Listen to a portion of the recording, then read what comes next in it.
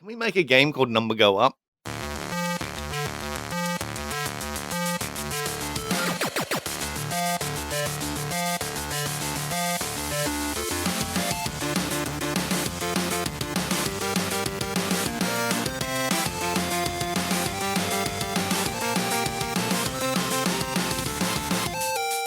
Hey, welcome to episode 204 of Front Seat Gamer. I'm Nick. I'm here with Paul. Oh, hello. And Blake. Hey. I wanted to leave you in some suspense there. I was thrown. It was all out of order. Yeah. I thought Yeah. I'd mix it up today. Totally intentional. Should we kick it off with the one question we have? I guess so. This is more like a Paragraph? well, several. It's good. It's It's good. A Mongolin I really like it. said, man, and I was here for the demo of the early access survival game. Shame you ran out of time. Yeah. Was it the game about pirates that got super popular? It was the game about pirates. I didn't know it got super popular, though. But You're such a it's pretty good. slave to the crowd. Blake. Yep, That's I guess so. Slave to the audience. I think I said it before, but there's something that throws me off when it comes to turn-based games. I love Heroes of Might and Magic when I was a kid, but now I'll just pass on any such game. Same goes for games with any kind of card mechanic. Perhaps I don't have the mental power to try to learn all the mechanics anymore or try to figure out the best tactic. However, I don't have a problem with games like Factorio that require a lot of thinking of different kind. On the AI topic, you point out a very important aspect that I didn't really think about before. While people with experience are most likely safe, both programmers and artists, it's going to make it even worse for people trying to enter the field. Even before AI, a majority of software companies would expect 3+ years minimum experience for the entry-level positions. Most of them didn't want to invest in training new people. Now that companies use AI to get rid of the most dull work, it must be a nightmare to get any internship or a first job. As you said, in a couple of years, companies might wake up that many senior devs are retiring and there are no new ones coming in. And I'd imagine it's exactly the same for game dev field. Yep, pretty much. Yeah, I was thinking about what you said last week about writers and doing the that low level stuff of writing the blurb on the description of a beer at a craft brewery or something. Yeah. That's like an AI can do that, but that was somebody's first step into Yeah, some sort of writing industry. I think the perfect example is like game reviews. Yep. Like my first writing gigs were as a game reviewer for like the Xbox magazine in Australia. And like you'd get something like 20 cents a word. Oh, wow. Which sounds like a lot, and then it would be like 500 words, and so you get like $100. Yeah. But But you get that was not only that, you were published. Yeah. And then you'd get a physical magazine. I Yeah, still yeah. have some of them with your name. Nice. There's a byline. Yep. And the words you wrote, sometimes edited. Oh no. But like that's ultimately an entry level writing it's the position. entry level, yeah. And then from there you can do more. You Yeah. can become a staff writer. You can become the editor. You can become, and there's like a Yeah. career. And I think most copy positions, Yeah. reviews are maybe a case of maybe they won't be replaced. Reviews might be harder because you have to actually play the thing. Only if you want them to be accurate. But also, good point, because do reviews, right? Are people actually reading proper reviews, or is it just Steam reviews? Yeah, you that just people need to see look at the and whatever looking at the number? score is, and then Yeah. it's like, Well, I think websites like IGN or whatever are still pretty popular, but I would also argue that the majority of people probably scroll to the bottom and see the number, or they watch the video review. Video review, I'm all about that video review. As soon as I found a website that started doing video reviews, I was like, this is it. Or I just go to I usually YouTube. find someone on YouTube that's Mm. playing that will do like a. I don't even have like a library of the people that I would go to look for them. But if I can see someone passionately talking about a game they played, Yeah. I think at this point the 3,000 word Yeah. detailed written review is Yep. now for like the diehard fans who just want to read about the thing that they already love. Yeah. Yeah. And that was also kind of already the case when I worked there. Yeah. The games that you kind of really enjoyed were the ones that got the longest reviews and the ones that got the most The eyes. multi-page Yeah. Like, yeah. Yeah. Yep. Yeah, for sure. Or even games that people really looked forward to. Like I Mm. reviewed Mag. I don't know Mhm. if you guys remember Mag Massive action. game. Was, That's game. literally, Was the game. literally what it stood for. It stood for massive action game. It I was a remember it though. But PlayStation 3 exclusive. Yeah. One of the ones they showed off all of their events, and it was like there's 128 people in Yep. the field right I now, or remember something that. like that. And I was I played it. It was technically an MMO, and that fell under my right. purview or Yeah. whatever. And I was like, I don't think this is very good. I And don't. I wrote a review. I was like, it's fine, but like you spend most of the time dead. Like there's so many people that Yeah. you know half the player base is wiped out in 30 seconds. Yep. And then it becomes kind of a normal shooter. Right. And Oh, is it permadeath? Match wise, like I'm is it trying to like- remember at this point. Because I've played. There are a lot of these No, like you massive. would respawn. You would Yeah. respawn. But it was so chaotic that like there's so many. I mean, imagine taking a CS2 map or whatever, and then doubling the number of players. Oh yeah. It's Did kind of the maps just not hold up to that many? they were people? designed to be big, Yeah. but it's still just a lot of chaos. And it was also they're designed to be big, but they're also designed to funnel players to specific points. mhm. So Yep. So then you weren't suddenly get really using a lot of people. the space. Yep. But the biggest, in my opinion, most egregious problem was they decided to go with 3 factions, Mm. and they would reward the winning faction with like faster experience and stuff. So like there was a reason to be on the winning faction. Mhm. So if you load into you buy the game, you choose your faction is not currently the winning faction, you're going to progress slower. Yeah. So your choice at this point is to hope that you become the winning faction despite already having like Yep. fewer options available to you, making it harder to win, Yeah. or you join the winning faction, in which case the winning faction becomes more dominant. It's Oh, wait, there's more. yeah. Also because of the way the matchmaking works, Yeah. it was global experience points. So Mhm. like if a team won, everybody on like the whole team, the whole faction got some experience points. And because it's 3 teams and it was all matchmaking, Mhm. and the winning team usually was the largest team, Mm. what that meant was they would get more matches Oh, okay. because there's more teams available for matchmaking. So if let's say you're yellow team is the bigger team. Mhm. They're almost twice the size of the other teams. Mhm. And there's a red team and a blue team. Yep. Red team almost always gets matched against the yellow team. Blue team almost always gets matched against the yellow team. Yeah. And so now the yellow team's getting twice as many matches, Yep. which means they're getting twice as many experience points, which means they're always going to win. So it's just a snowball. This is the problem, right? Exactly. The more you win, the easier it is to win. Not only the more to win, but the larger you are, the more Yeah. matches you are getting, and therefore the But the larger you are is tied into it's the number of you're matches. winning. It's- You're yeah, winning. Though. Yeah, you're Like, winning. You start winning. More people join. More people to join. You get more matches. Yes. You win more. Yes, exactly. you So get- it snowballed, and I pointed Yeah. this out within a week Yeah. of the game coming out, and people called me a stupid idiot. But that's a baby. classic. That's a classic problem. Yes. Like that happens in. Yes. Well, I don't. I can't think of. I can't think of games right now. It was a that bad have system. it, but I've heard of. I've had Yeah. seen systems like this where, oh yeah, you reward the winning team, but then you The- reward them by making it easier for them to win the next time, Well, and then it just yes. like snowballs from there, and you go, well, That was half the problem. The other Yeah. half of the problem is that the way the rewards are worked out is by the number of matches they're functionally playing. Yeah, and okay. because Yeah, I they're see. bigger, It they just play added- more matches. yeah. And so I remember years later seeing a blog post saying, "We called this guy an idiot, but he was totally right." really nice, vindicated.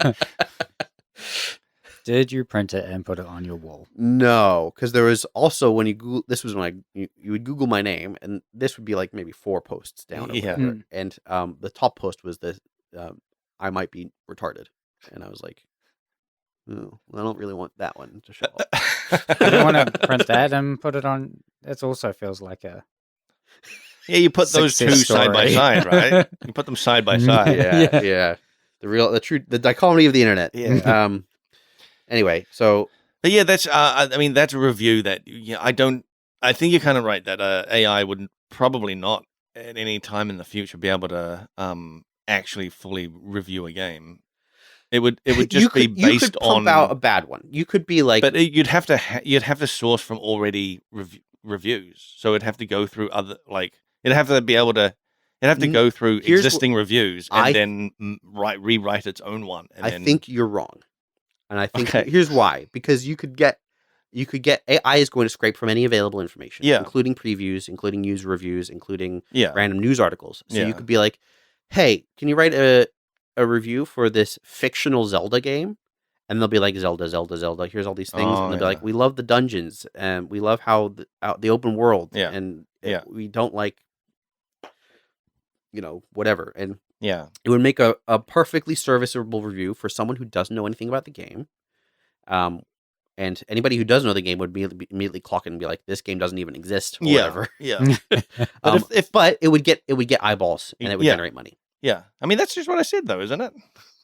That's just what I was saying. Well, you're saying you can't review a game. No. No. Am I wrong? No, I'm saying that.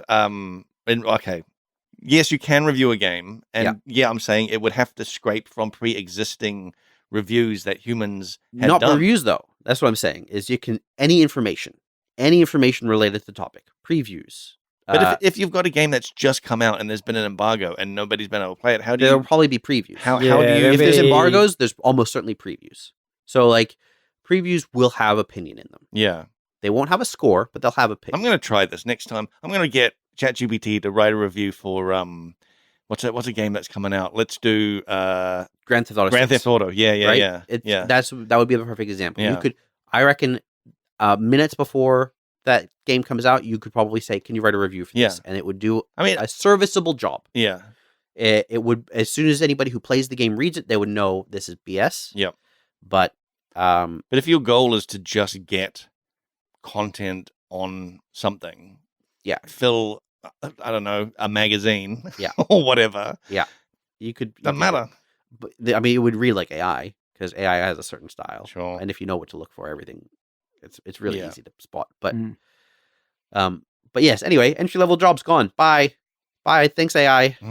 We're heading towards a experience apocalypse now. Here's another thing as well that I have an opinion on is my nieces and nephews, they're in high school and middle school now. Yeah.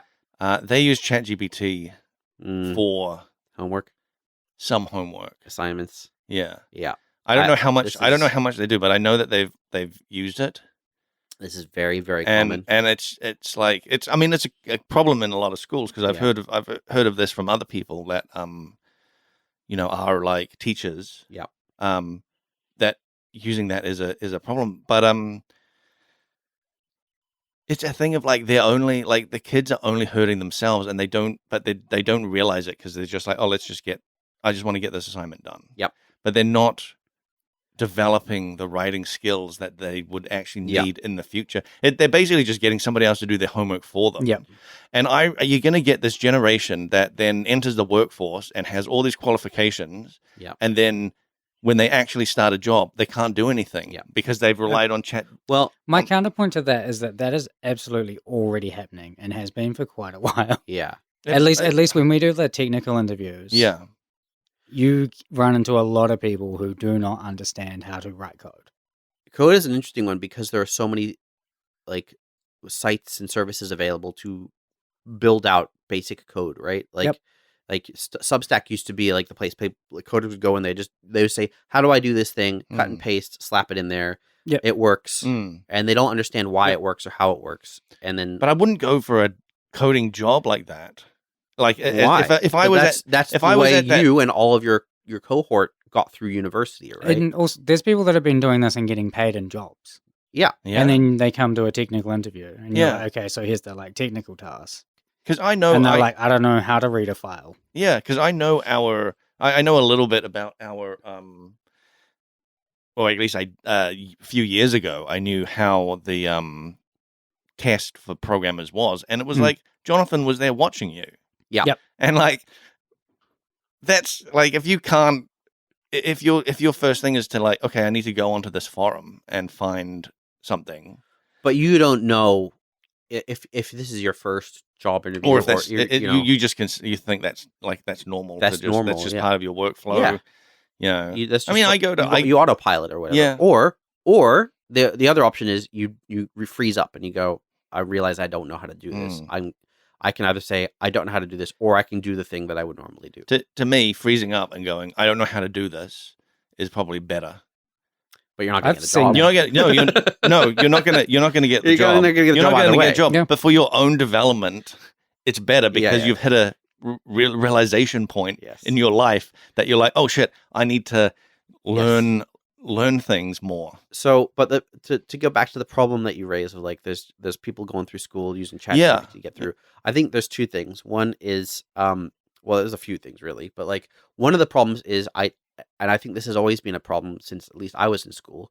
When we are given assignments, we are given assignments without the context of why we're doing it. So like here, do a paper on like the mountains, how mountains form. Yeah. And it's like, am I doing it because it's really important for me to know how mountains form? Mm. No. I'm doing it because it's really important for me to know how to research, Yeah. how to structure a paper, how to write, Yeah. how to formulate and lay out an argument. But that's never really how it's presented to you. No. So like, I think what ends up happening is you have people, the kids in school who correctly assess, this is not information that's going to be important to me. I'm not going to be a guy who studies the formation of mountains. Yeah. I'm going to be a doctor. Yeah, yeah. And so I don't need to know how to do this. I'll get ChatGPT to do this. And then they shoot themselves in the foot because now later on they're in med school and it's like write a thesis on why this dude has a mountain stuck in them. Yeah. And all of a sudden, oh no. How do pectorals form? Oh no. Is this quartz? But yeah, like I think so. It's part of it is the framing of how we Yeah. give out this homework, and especially when we were in school, at least I think we were given way too much homework. My understanding is that kids these days do not get as much homework. Our homework, I mean, I don't know what it was when you went to school in Australia, right? Yeah. Yeah. I don't know what it was like there, but my school didn't do very much homework. There were a couple teachers that would give us homework, but we had like I guess like assignments and that, but that would be like for the term long, that kind of thing, or like one per term sort of thing. Nothing. I don't remember doing too much homework, but I did have to like research stuff. I would go to the library. Like I didn't have the internet for like the first few years of high school, so I was going to the library. Like so old. Yeah, yeah. It's when I had dial-up in that time. Yep, same. Yep. When I went to high school, we would be given like one or two assignments a term, typically from any given class, and then on top of that, almost every single day, we'd be given somewhere around like half an hour to an hour of homework for each period. Oh god! And we'd have about 6 periods. Jeez, yeah. And so we get home. I did not have anything like that. No. I didn't do a lot of it. Or I would do some of it like in the lunchroom, yeah, like, in the library, the lunchtime before the class. Oh right. I'd be like, I didn't do my math, so I'm gonna quickly. But like, it was too much homework. Yeah, that sounds like too much. And my understanding is they've pulled back on all that. Yeah, they have. Good. I think they have. I mean, I thought it was fine when I was in high school that we would just get these like major things. Yeah. That it was homework over weeks. It wasn't like we got both. Yeah. Jeez. And most of it was like it was actually 4 credits, right? I was before credits. I was like the last year of the old system. Huh. Yeah. I didn't get. I was like credits. the first or second of the new, I think. None of this makes sense to me because it's completely different system in the early 2000s. They changed all the school education like what's it called, like qualifications that you get or something. And it used to be like you would get like a 5th form certificate, and then you'd get like I think you did 6th form certificate, and then you get 7th university entrance was called like Bursa or something. Yeah, something like that. But it was this older system, and it I think it came. I don't know. It probably came from England. I don't know.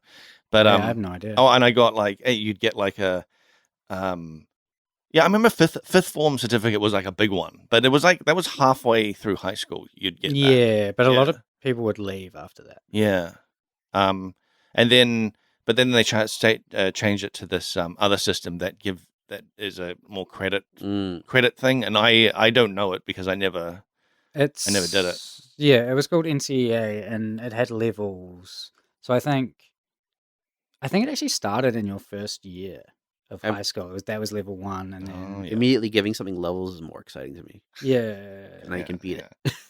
I'm not But we- 100% sure on yeah. that, but it was weird because it was like if you did extra in one class, you could get credits for the next year. Yeah, I remember. And then to get yeah.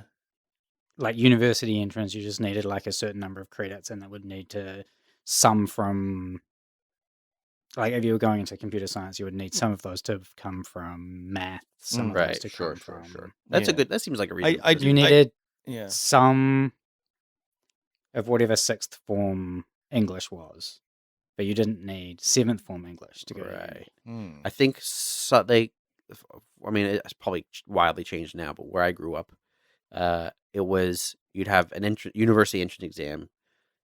That your overall score determined your ability to get into a university, regardless of I think the subjects you did. Although they would also require that you do some of these specific subjects. Hmm. Yeah. So like, you could get if you got like 95%, you could go to med school or something, even if and it might require that you had done biology. Yeah. Mhm. But like, if you could get 95 and be a lawyer, and it didn't require anything Mhm. or whatever, like, Yep.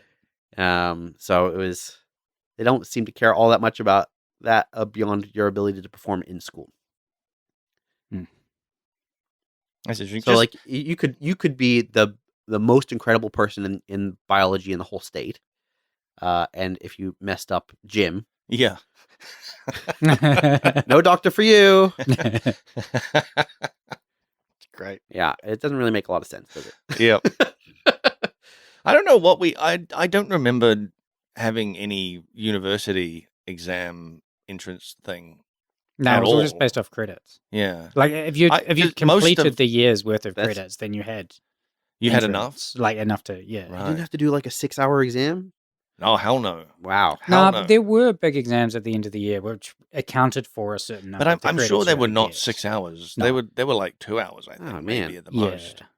I'm pretty sure they call it the HSC. Yeah. There would basically be a week where every class had its own exams, Right. and the exams would range anywhere between like an hour and 2 hours. Yeah. And you'd have anywhere between like Oh, you have 6 a and bunch 10 of them different and- classes. yeah, So yeah, like, you'd have days where you'd be doing like 3 exams back to back, and you'd do that all week. I think they basically. definitely staggered it for us because I did not do back-to-back exams.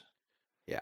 Well, it's The- cool, huh? The Anyway, cool- Yeah. I was just going to say the cool thing about them having just switched to NCA and not having really figured it all out yet was that because all you needed was a certain number of credits, you could get that from fewer classes if you just were willing to do like a couple extra things. yeah. So my last you could year kinda of high specialize. school was 4 classes and you lots of min-maxed. not going. Mhm. Lots of playing last card. Last year of high school was also, for me, not going to a lot of the classes. Yep. But I was not getting credits in any other thing. Were I was you- just Were you cheeky waggers? yeah.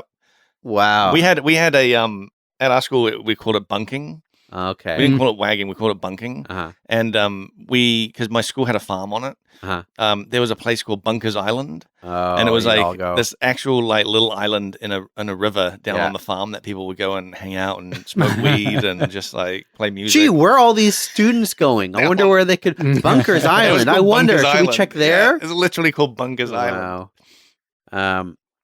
I was a good student until I just stopped going to school completely. Uh, It was like I was there, good attendance, except I was late almost every single day yeah, because that's just that's just teenage life. getting up is hard. Yeah, Why are you getting teenagers to go to school at 8:15 in the morning? I know, right? Lick a sense. Anyway, I just stopped going and then just never came back. Wow. Yep. Just never came back. Never came back. Nope. I had friends that were the same. Like, they just stopped going to school, and they were like, "Well, I remember one of my mates was he was working at the warehouse, right? And Yep. and that's like, what is that? That's like our Big retail store. big retail store. Yeah. And he was just like, you know what? I'm not getting anything from school. I'm just gonna like leave school and work full time. Yeah. And that was it. And Yeah. That's Yeah. sometimes that works out. it did, I think. Yep. Although I haven't seen him in 20 And he years. still but- works at the warehouse even today. That's a fine way to make a living Yeah, it's if fine. you like it. Yeah. Oh, it's how similar to how a bunch of my friends that went into trades started. Mm. Trades Some is of a them got like kicked out or something in Oh, sure. fifth form, and then yeah. they would just go do something that paid, and then like pick up a trade, Yep. apprenticeship. Yep. I mean, Now Trades making are like, great. yeah, I knew plenty of students who did the whole thing of high school. They went all the way to the end. They did the university exams, and they still went to do a trade. And it was like, Hmm. well, at that point, what was that last 2 years for? There is a thing of like figuring out what you want to do. Yeah. I think I got kind of lucky because by the end of high school, I was like, I want to do something with like 3D animation. Like I was interested in that, and I was lucky that my science teacher, I think, was he must have been he knew 3D, but he had done like advertisements and stuff, and I think he was contracting on the side as well, like because he had projects running. But he gave me some 3D software and Oh, showed me amazing. some things, and I was like, this is amazing. This is Yeah. fantastic. That is lucky. Yeah, I was just in my small town. Like, what are the chances Yeah. of like someone like that there? It was good. New Zealand, I think, is a unique spot for that purpose because, like, I think they're kind of on the bleeding edge of a lot of that stuff, especially because of Lord of the Rings, Mm. and like Weta. Yeah, yeah. Like, I think that there was a good pipeline for education, and that kind of maybe dispersed through the country a bit. It was around. Like, I mean, it was early 2000s. Was Lord of the Rings was massive. Like, Well, yeah, they'd been working on that for 5 or something years and before so that. and so like visual VFX was just like kind of like the thing. Yeah. that everyone was like super into. It's interesting. I always think about how strange and bad it is that we kind of funnel kids through school. They all kind of get broadly the same treatment and education, and then they have this thing where it's like, okay, now you have to make the lifelong choice where you have to choose your choose your specialization. And by the way, it's going to cost you hundreds of thousands of dollars. Well, that's the point I was actually like forgot to get to. Yeah. was like, it takes people a while to find out what they want to do. So they can go through university doing something, and then at the end be like, actually, I don't like any of this thing that I thought I would like, and I want to be a plumber instead. Yep. But now they're saddled with the debt. Yeah, now they're saddled with the debt. And they're Don't we 4 years behind? Don't we have the free 1 year of university? I thought. Well, I don't know about New Zealand. No, like Jacinda brought that in. The free 1 year. Sure, maybe. But the student loan thing here, at least, is just something that comes out of your wages for ages. There's no interest on it, so that's as long as you're the good here. thing. Yeah, as long as you're here. I mean, that's good because I see it as the government is investing in you. Well, yeah, no, the government is investing in you and giving you paying you for your education. But then if you leave the country, then you accrue interest. Yeah. So it's like, okay, but how are they going to collect on it? I don't know. I don't know. They'll send the G-man after you or something. The problem I don't is know. if you come back and then try leave again. Yes. Yeah. I've heard something about you can get like maybe even arrested at the border for having too high a student loan. If you've not been paying and it's been gaining interest. Yeah. That's pretty wild. I suppose. I don't know. Look, man, I don't know. Because again, it comes back to, you went to overseas because you were pursuing something that you care about and it wasn't related to your university degree. I'm gonna arrest you. Well, I don't know. Look, I don't know how it works, but if you went overseas and you're earning money, then and not paying off the that big loan you have. Yeah. Yes. But the fact that it is even a big loan interest. in the first place. I just think about countries where you are paid to go to college. I mean, yeah, dude, that's great. Yep. But look, I'm happy with we don't have interest on our loans. Like, I'm happy with that. That is pretty good, yeah. Because I've seen stories of overseas where people are spending tens of thousands and not making any dent in their student loan because they're just paying the interest. Well, the economics at this point shows that oftentimes any university degree is going to put you behind financially people who skip it. Yeah. Because not a lot of. I mean, it's always better if there are a good chunk of careers at this point where engineering you can be a coder. Yeah. And you can you can be a self-started coder and get a great career and not have $100,000 loan. Even like so in video game art. Yep. Like great example. When I first started out, there was not the availability of like resources that there is now, or the like. Like YouTube alone. with like the endless tutorials of things. They just Yep. didn't exist, Yep. right? So my only real choice to actually learn this stuff was to go to like a uni. a uni, Yeah. you know. So that's what I had to do. But Sure. nowadays, someone like Dane, he's been on the podcast. He's fully self-taught. Yep. He just learnt it himself, like because of the internet, and just and you know, got hired just as well as I Because did. he's got Yeah. a portfolio. Yeah, and he's got a showed passion, portfolio. Yeah, right? yeah, Oftentimes that can be the difference. I Mm. didn't go to school for game anything. yeah. I didn't go to school. I can tell. Yeah. Not the first. All right, let's talk about games. By the way, on this games Man, podcast. that was good. Oh. That was a good question. Wasn't there another part of those? Oh, probably. I I think- mean, it was Uh-oh. about your early access pirate game. Oh yes. Okay. So yeah. Okay. Well. Also about turn-based games. Oh. Actually, you know what? I'm kind of the same with especially his comment about card games. Yeah. If the combat is a card mechanic, it usually turns me off. I don't mind it personally. I think the key for me is how long is a turn. Mm. If a turn is multiple minutes, Yeah. that's where I start to drop off. Interesting. Because if a fight takes 30 turns and Yep. each turn is multiple minutes, oh, that's a big commitment for one battle. Yeah. Yeah. It is. Whereas like a card game, once you sure If there's it's a learning if curve. it's a card game, if the game is a card game, Yeah. that's one thing. But if you have like a grand strategy game and then you go into combat and it's like some card based thing, that puts me right off. I don't like that. Well, I'm thinking about Slay the Spire, right? It is a turn-based game. Yeah. Combat happens through cards. You're Yep. doing a deck building. Yep. And there's a learning curve. You have to learn what each of the cards do, and eventually Mhm. you have to learn how they interact with like the relics or whatever Yeah. the things you are getting. But like once you have the knowledge base, turns are quick Yeah. and fights are pretty quick. Yep. And you can finish a run in anywhere between 20 minutes and 40 minutes, probably, Hmm. pretty typically. Yeah. Anyway, Pirates. Pirates, yes. So it was that pirate game. It's called Windrose, and they actually changed their name. They used to be. I don't actually remember what they used to be called, but like Windrose. yeah, they're called Windrose. ROSE. Yes. Windrose. Yeah, I know. Weird. Doesn't- Yeah. Weird. And it's not rows. Like, you're not rowing the pirate boats. It feels like it should be that. But the wind does kind of row for Yeah. you, right? It pushes your boat. Kind of. Well, I mean, look, it's not the physical motion of rowing, but it achieves the goal of steering your boat in a direction, It does make it go forward.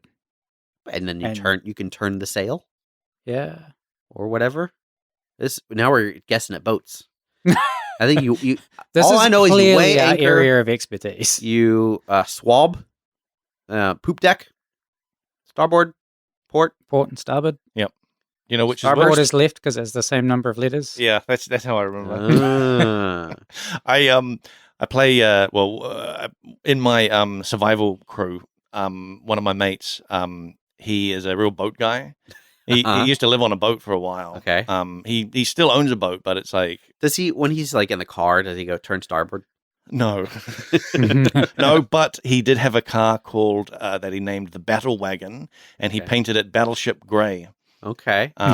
It's super Gross. cool. It's a great car. Okay. Uh, Battleship It Grey, was a huh? Battle Wagon. Yeah, well- it was great. Definitely won't become a hazard when you're driving on a gray road. Yeah, but I'm saying it was specifically Battleship. Yeah, Grey yeah, that he yeah, went yeah, for. yeah. Because he loves sort of the color of he loves- concrete. Yeah, yes, very Yeah. camouflaged. Uh huh. But yeah, when we're playing, Imagine going to a parking structure and then looking for your car. yeah, you just look for the battleship. Just look for the gray car in the just gray look for room. the gray car in the gray parking lot. Yeah. But yeah, he when we played Sea of Thieves, he would insist on, starboard port, Yeah. and so I very quickly had to realize, Yeah. yeah. And was that helpful? Mm, I guess I've always kind of wondered the reasoning. I guess to some in- degree, left and right are relative to your facing. yeah, I ended up. So actually, what was better for Sea of Thieves was just to use the compass, because you'll be like, oh, someone will be Northeast, like, "There's a ship, southwest, there's a ship sure. over there. Where? Over there. Where? There." And Yeah. I'm like, okay, bring your compass out and just point Yeah. it's west or whatever. Yeah. You know. I guess the argument against that in real life is not everybody is carrying a compass at all times. No, that's true. But in Yeah. this game, you have a compass Yeah. on a hotkey that you can just bring up and go, there's a ship west of us. Boy, it's annoying that it's on a hotkey. Well, it could be. It's also on a circular wheel if you want to bring that up. Like, but it's a thing you have to press the button and it comes up? Yeah. Why not just have a mini map with a compass on it? You don't want no mini map. No, this game don't have no mini map. There's no map that you've not played this game. There's no mini map in this game. Okay, there's a giant map that is only accessible on your boat. So you can't I kind of like this. I to some degree I do, but then if it's like enemies to the west, everyone goes, let me check my pockets. Yep. Oh, here it is. Okay, And- west. But now it's probably turning. meant to be roughly keeping track as as Sure. you're traveling through the Yeah, world. yeah. because there's But if you're not, there's a map. I'm sure I must have talked about it. I've talked about Sea of Thieves before, but there's a yes, big you map did. on the boat, and you can see. And this is the only map in the game where you can see only your boat, where your boat is, and you can scroll around, and it's like a smart. Is it on like the captain's table or whatever? Yeah. And I like it. so you Yeah, can I see like where you're heading. And you can see all the islands and everything like that. Yeah. But then outside of that, you have treasure maps that just show an island with an X with the treasure. is. Sure. And you got to just figure out where you are. I personally love a map that is like crudely drawn, and you have to figure it out. Yeah, so, Kingdom Come Deliverance has a bunch I of love these. that map. It's so good. There's a bunch of them. I know.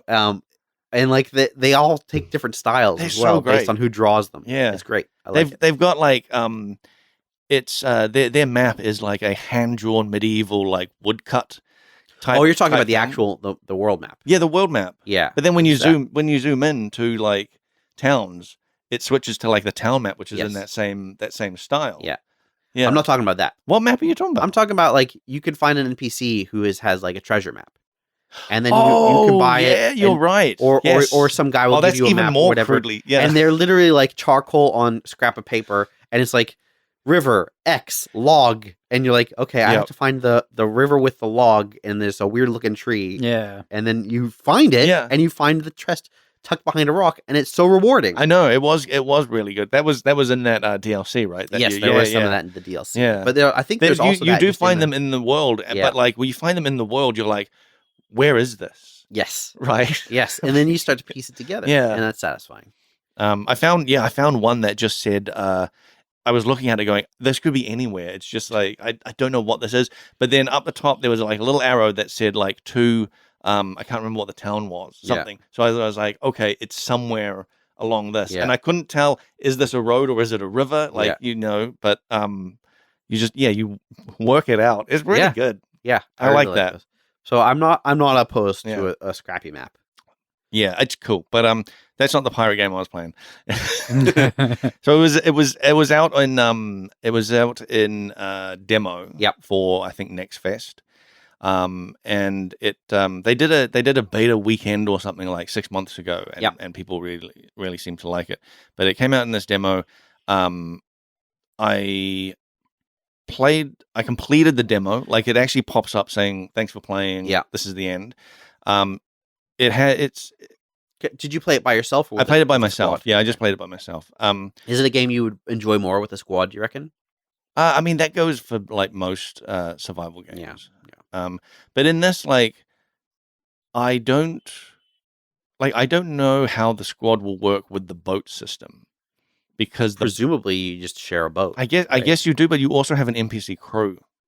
You're not Well, like, maybe you lose the NPC crew. Maybe the NPC crew. is you subbing in. need like 10. The crew is like 10 people or something. Well, actually, really, the crew is just like, you're not specifically telling crew members to do anything. The boat is just you in the end, and you're Right, the okay. one controlling it, and you're firing cannons Maybe and, you make a and all fleet. that. So yeah, I mean, maybe it is just two boats. I'm sure. Now we're just guessing at some real Yeah. basic mechanics that I'm sure Yeah. we could find out. It might just be quick two Google. boats, and then you just have a fleet. It just Yeah. seems like everybody has their own boat, Yeah. and I'll be fine with that because I don't think Can you crash? there's nothing to do on. I'd actually never tried crashing the boat. Yeah, I mean, Weird. you can crash into other boats. I did Yeah. crash into other boats. Okay. You can board other boats. Yeah. So you damage them down enough to some point in their health bar where you can then get the option to board them and like grappling hooks go across, and then your NPC crew jump over, and then you can jump over as well, and you're sword fighting and all that sort of Do you stuff. get to then take their boat? You can't. That's what I thought. I was like, oh man, I can take their boat, but you can't. You can just loot their boat, and then when you hop off it, it sinks. There was a game 20 years ago, called Pirates of the Caribbean. Oh yeah, made by Bethesda. Whoa.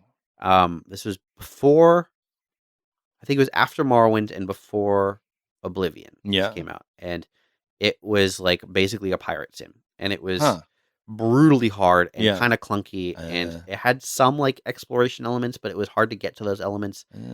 My dad bought it for like $5 from a bargain bin, and he did not play it much, and I tried to play it a fair bit, and it was hard, and I didn't play it much either. Wow, because it was so. Was it related to the movies at all? Not as far as I could tell. Wow. But like you were basically doing what you described. You're sailing around in the open ocean. You can go to different islands. When you see another pirate ship, you're blasting them, doing broadsides. You can choose your different kinds of weapons, like grape shot and cannons and chain. It's chain the same. balls. You can do the chain ball, and then you could get close and board them. And then it would become like a melee combat thing. And then I think you could strip the boat for like loot, and you might even have been able to like latch onto it and carry it to port. I'm trying to remember. See, that would be cool if you could like latch onto it and carry it to port and then sell it. That would be cool. Yeah. So it's the whole boat. Yeah, it's like a whole boat. I want the boat. Yeah. But in this demo, like it ended right kind of at the sort of boat. You get access to the big boat. You do a couple of like quests to kill some enemy boats, and then it says like, congratulations, you finished the tutorial. But all throughout the experience, it was hinting at like this bigger world. It was constantly talking about Tortuga as like this big port. So in the final, and it made me excited to Pirates like of the Caribbean. Yeah. Constantly hinting at Jack Sparrow. Yeah. But it made me want to get out and be like, what's out there? I want to see what's out there, because I think when you start off, you only have these. You start off on one island, and you're doing the standard like survival stuff. You're cutting down some trees. Because you can actually like farm and stuff. Yeah, right? You can farm. You build buildings. You're building like workbenches. It's all that sort of stuff. This is where I'm just like, now you're losing me. Yeah, because like what? Oh, sweet pirate combat, sailing around, doing stuff on your ship, maybe building out your ship. That's all. And then you're like, and then you get to chop down trees, then you get to make a water trough, and then you have to grow some turnips. Yeah, so you guys have played the game. Oh man. No, I did actually. I saw this pop up in a video recently. Yeah. Was talking about exciting games that are coming or something. This actually looked quite fun. It is cool, and like for a game that I guess is, I mean, it's not even in early access yet, but because it's a demo. Yeah. But it seems pretty polished. The part I played, it was like not very janky. It was like solid. Can I ask you, when you're doing the survival elements, when you're chopping down the trees, when you're planting your plants and watering them presumably, and waiting for them to grow presumably, and then harvesting them presumably, and then you have to cook the plants probably presumably to eat them. Yeah. And you probably have to earn a recipe somehow. When you're doing all of this busy work, instead of doing the cool pirate stuff, are you having a good time? Yes. Why? I don't know, man. These are chores. You're describing chores. I think I just work different. There's still something about that is rewarding, though. It's the progress, right? It's just an incremental progress thing of building up. I like farm and I think tech, and I think it largely just, to me, it will so much depend on the friction that each of these elements has. Like when I'm doing the vegetable stuff, do I have to dig a plot? Well, look, I didn't get to any point where you actually grow vegetables. Okay. And it could have been tricky because my town was on sand. Okay. So that could have been tough. So, but like, But I was doing a lot of boar hunting. Okay. There's a lot of boars around you doing hunting. Yeah, it's... Because I've done hunting in Kingdom Come Deliverance, and that was kind of a slog. Yeah, it was. And is this more or less of a slog? It's less of a slog. It's easy. They don't, and you the hunting, boars are kind of like on these first 3 sort of tutorial islands. Boars are kind of like one of the major enemies. Okay. As well as dodo birds. Sure. and by killing them, you The know, famously delicious dodo I birds. know, right? Also, not to like ruin the immersion here, but the reason the dodo birds went extinct is because of the boars. Really? Yeah, they put wild boars on an island where dodos lived. Wow. So this is actually like kind of historically accurate then. I didn't even think of that. Everything I've heard about this sounds 100% historically accurate. Except the fact that the dodos are still there while the boars are there. Yeah, but I don't know. You're in that short window. This is 18. This was taken 18 some something. time. When did the dodo go extinct? Was it 18? 1600s? Oh, 1600s. Yeah. Oh, I okay. think so. I don't think this is the same. I'm sure this is No, this is 1800s. There's cannons. Yeah, there were cannons in like the 1200s, I'm pretty sure. No. Yeah. No way. Gunpowder's been around for ages. No, cannons were the reason they stopped having like castles, because you just blow up a wall. Yeah, let me just Google origin. When were cannons How to make... Wait. invented? Late 13th century, 1200s. Oh, yeah, Ooh. but in what form? And In how China- global, yeah, because Yeah. it was China first. Yeah. By quite a while, I thought. Yeah. Because I have seen in Kingdom Come They spread to Deliverance- Europe and Eurasia by the 14th century, i.e. the 1300s. Okay. Yeah, but I don't think they were as reliable as Oh, I'm sure the they weren't. classic cannon that just blows up half a wall. Yeah. You know. Yeah, they got better and better. Yeah. Mm. So okay, fair. And you know what? You've just reminded me, because in Kingdom Come Deliverance 2, you have a hand cannon. Really? Yeah. Oh, you have a little sweet. hand Can't cannon wait. that you boom, and it does a shot. Takes 10 minutes to put the Yeah, wad in, and then yes. the powder, and then you Yeah. have to use the plug. I mean, and then put the yeah. ball in. I mean, crossbow would be bad enough. We got to wind it up and then just be like, okay, Well, they used Stay to. there, they would stay there. stand on it and like pull Yeah. it up. yeah. Imagine like trying to load the trebuchet. Oh god. It was a team of people who would wind Yeah. it down, like they'd have counterweights and all sorts of stuff. Man, I love ancient tech. That's cool. Trebuchets are so incredible. They're crazy. I Yeah. love 'em. But yeah, Trying to put like the stone in it, and it's taking like 5 dudes. Yeah, and they'd have like big wooden like Yep. things to like pry it up, and Yep. yeah, it's cool. I like the scorpions that are just a giant spear. It's just a giant crossbow. Yeah. I think what was the there's a different name for it. I don't know what they're actually called. Yeah, it's a Greek thing. Ballistas? A Yeah, it is ballista, ballista. Yeah, I thought it began with a C. Like I might be Ballista. ballista. Yeah, crossbow but big. yeah, exactly. What about a crossbow but big? Which came first, the crossbow or the ballista? Crossbow, I'm pretty sure. And It they would- and just they wouldn't and be they very just and they powerful. just made it bigger. You don't I mean, think it was like, you know how tech always miniaturizes? You know what a crossbow is, though, right? Yeah. It's a slingshot. It's a slingshot with a handle I mean, it's a and bow. a trigger. It's a bow with a It is actually more a slingshot, I suppose. Yeah. Think about how you're holding a slingshot. Think of how you're holding a crossbow. Oh, yeah, Think fair about the enough. action You're that actually yeah, winding okay, it back okay. and- Yeah. So yeah, they had Yeah. crossbows for a while. I think. Yeah. Crossbows, Making them mechanical, like repeating crossbows, are pretty ancient as well. right. Crossbows were considered like, oh man, we are so off topic. I heard something where crossbows were considered like a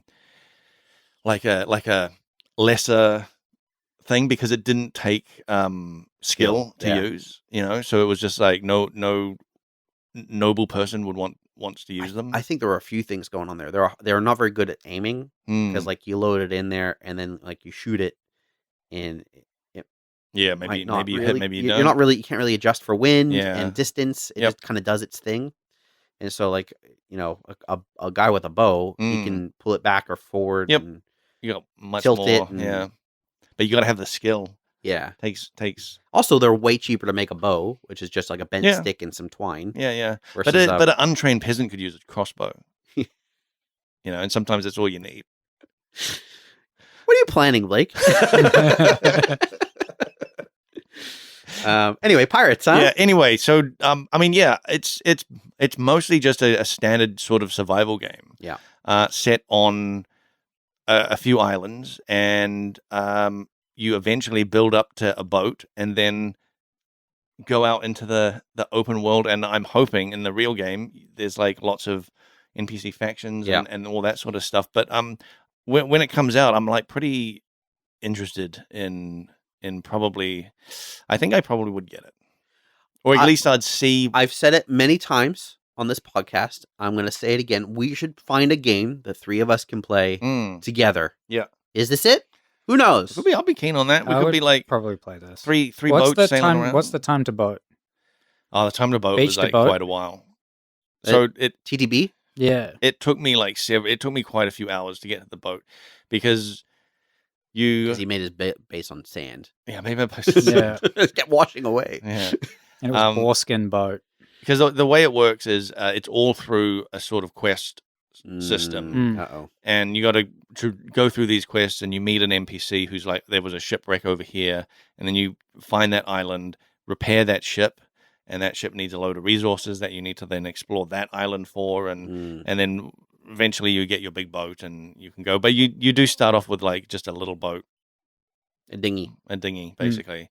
But it's cool. Like Can you put a cannon on it? you can't put a cannon on it. It can really only travel from like one viewable island to the next. But then when you do get the big boat, man, it goes so fast, and you really do appreciate like how much better like it is. Like I was shocked at how fast it was going, the big boat, compared to the little dinghy that would take like minutes to get from one island to another. So just extrapolating from this small data set, at some point you're going to get a light speed ship. I think so. I think that's how it works. Become space pirate. I think that's how it works. You become a space pirate. Tortuga's a planet. Yeah. That would be That's actually what it is. Amazing. Wouldn't that twist. be sick? You eventually get yes. Yeah. I always like dear. there was you know the Ian M. Banks series, The Culture. Yeah.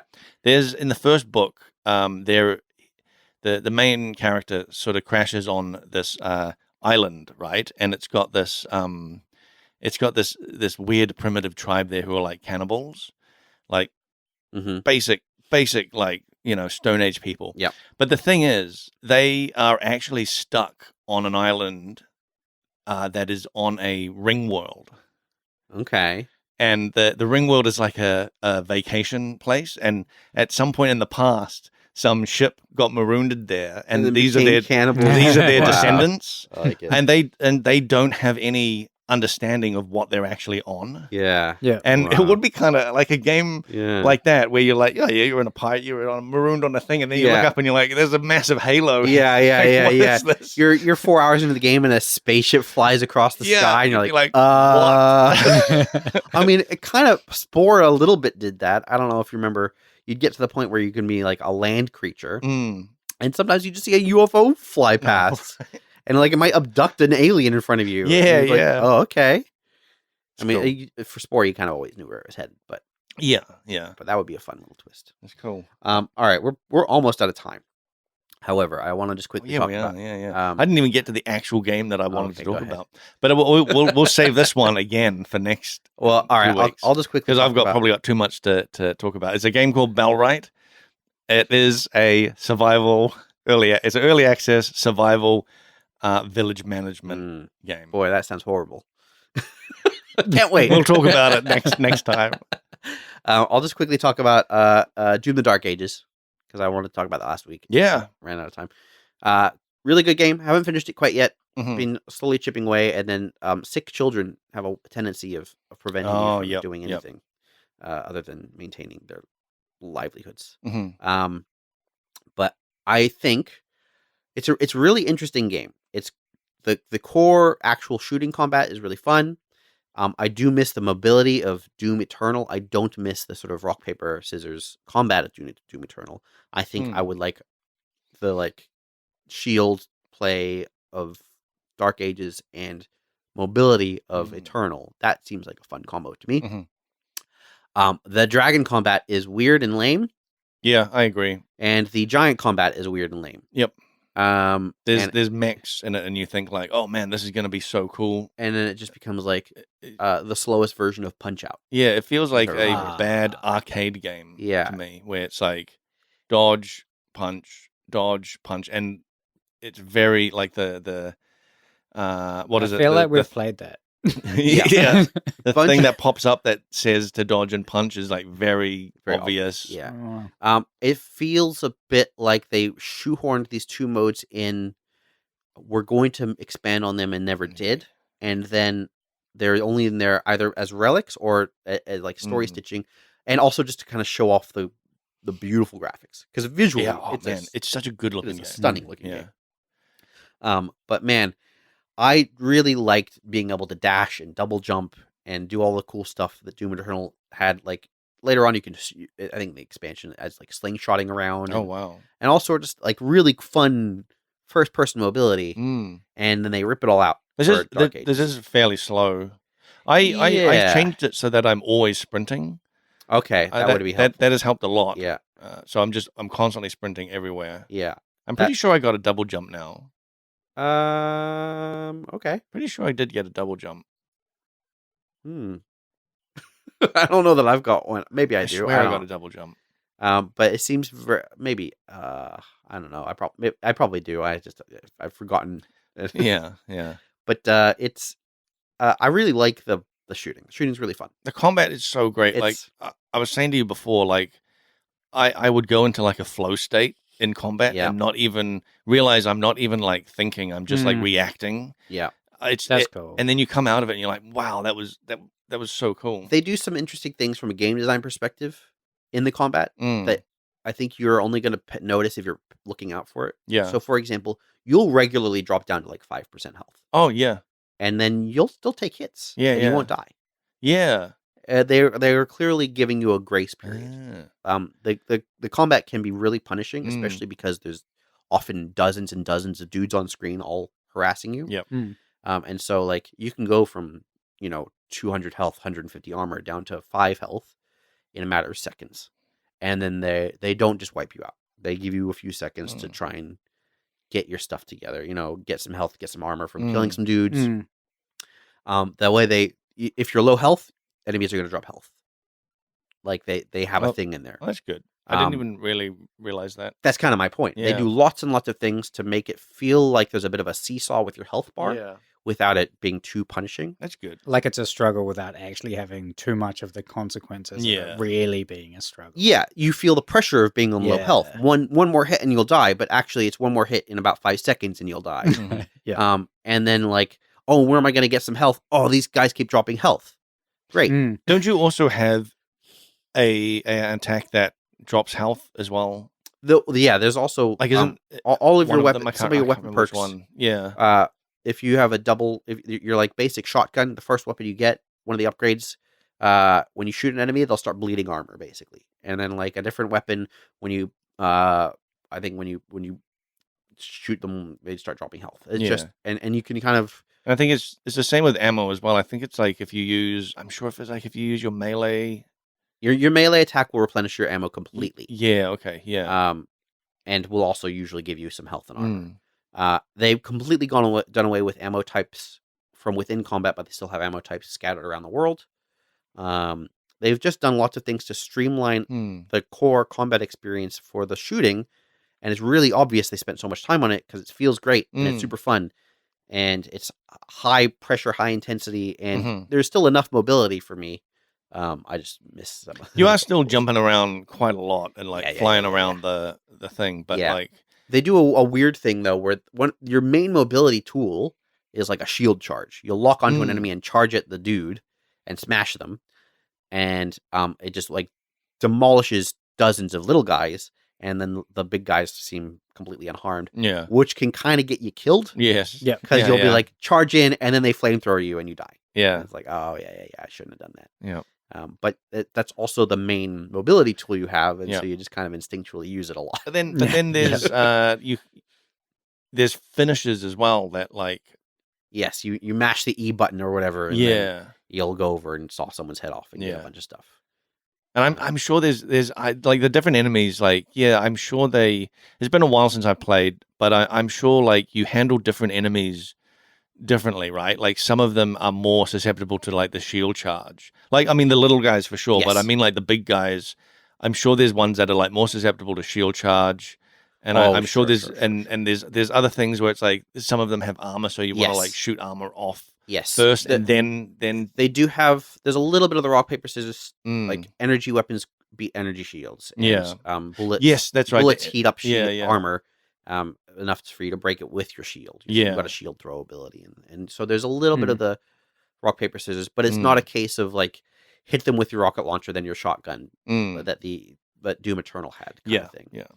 Um, It's coming back to me now. I do really like that when you roll into an area and it's like, okay, there's a load of like energy shield guys there. yeah, And just blow them up with an energy. Yeah, you just blow them up in weapon, and one then- thing, and then there's a load of like metal shield guys there. So you like heat up and then throw your one of shield, the and you things get and a then throw pile the of armor. So yeah, you're using different tactics for different Yeah. things. It's like it's real cool. Great game. Weird additions of like dragons and giant stuff. It just feels like what I don't really understand what the Story purpose wise, was. I like how it just throws you in it, and you Yeah. don't know what's going on. Yes, that's true of every Doom game, to its benefit. Like the lore is you are the Doom guy. Yeah. Your whole thing is you hate demons. Yeah. And you're awoken to fight demons. And I- so every time you wake up, shit's going down. But this one starts off even stranger, I think, because you're a captive. Yeah, you're of captive, this- and of you're this yeah, and you're celestial like, race. what? And there's this Yeah. like faction, and it's like, what is Yeah. going on here? If you've played Doom Eternal, you know all. Oh, you about know all this. about that? Yeah, I didn't play Doom Eternal. That's really. I only played like maybe quarter of Doom, the first Doom. People will tell me that that Doom 2016 is better than Doom Eternal, and I think those people are silly. Sorry. I like. What do you think of mobility. Doom I only played 95? the old, yeah, Yeah. that's the one I played Yeah. a lot of. All right, I mean, to understand, you got to go all the way back to Doom 95 and play that entire, and then go through Doom 3 Oh, yep, on Mars, on Mars. where they had a very impressive light tech. They did. Um, It's funny. I think you mentioned that where it was like, they were just showing off their light tech, and thinking back, I was like, you know what? They were. Yeah. That was like exactly what they were doing. yeah. It's still impressive. It was You- good. when you go. And they also had like some like diegetic. You go up to a screen, and your mouse cursor moves this cursor around on Yeah, the that was screen, kind of neat. which was neat. But they did. That came out around the same time as Half-Life 2, Oh yeah. which was all physics, and Yeah. so you kind of had the dichotomy. You had like Doom. It's really basic shooting, but crazy graphics and lighting, and then Half-Life 2. It's like physics and combat, and like the What a graphics time. are still really good, but Yeah. also it's look at these crazy physics, and like you kind of had to choose a path. Wow. What a time. Yeah. What a time. All right, we're way out of time. You can email frenzyquest@gmail.com. You can leave your questions and stuff on YouTube videos or email us, whatever. We love hearing from you. Thanks for the comment among Lynn. That was great. We'll be back in a couple weeks. All right. Bye. Bye.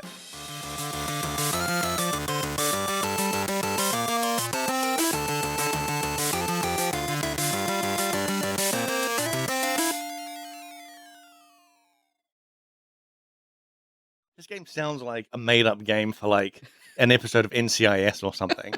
It does kind of look like it too. Yeah, Have a look at the art. It does. It's just a ship floating in space. It doesn't do Yeah. anything. And then like if you really want to get into like the fake game side of things, there's like an arcade mode where it's like the shittiest looking. Like I fucking hate Oh, the yeah, arcade look at that. thing. I hate it too. I wish there was Almost not engaged with it at all. I engage with it a little bit. There's the reason I engage with it a little bit is because the snake one sucks. It's awful. It controls badly. The on-screen controls are in bad spots. Mhm. They don't respond very well. It is just overall a bad game, and it doesn't get any more fun. The more upgrades you put into it, it doesn't get better. And the upgrades take fucking ages. It's not